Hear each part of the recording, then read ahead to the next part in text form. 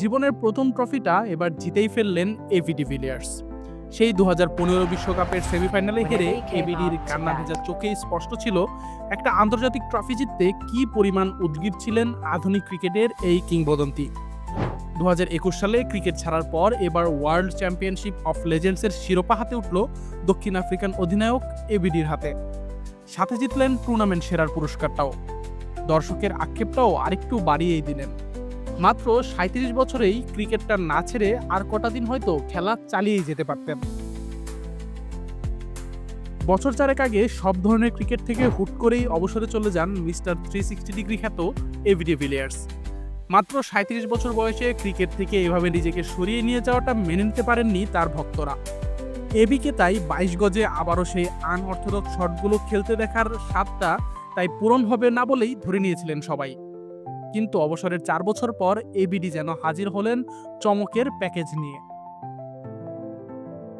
World championship of লেজেন্ডসে দক্ষিণ আফ্রিকাকে নেতৃত্ব দিয়ে এনে দিলেন শিরোপা।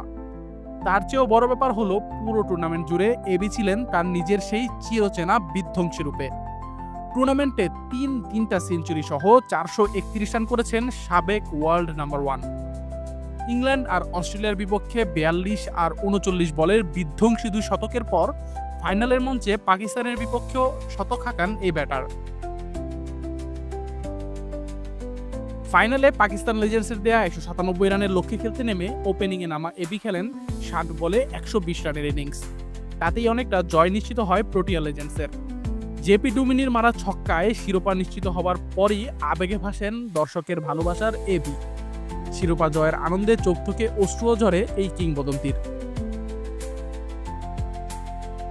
ফাইনালে ম্যাচ সেরা সহ টুর্নামেন্টের সর্বোচ্চ রান সংগ্রাহক আর টুর্নামেন্ট সেরার খেতাবটাও জেতেন ডিভিলিয়ার্স। 2025 সালটাই যেন লাকি চার্ম হয়ে এসেছে এবির জীবনে।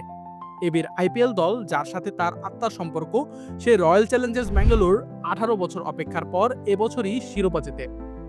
এরপর এবির নিজ দেশ দক্ষিণ আফ্রিকা নিজেদের চোখার স্টকমা ঘুচিয়ে এই শতাব্দীর প্রথম আন্তর্জাতিক ট্রফি ওয়ার্ল্ড টেস্ট চ্যাম্পিয়নশিপ জেতে।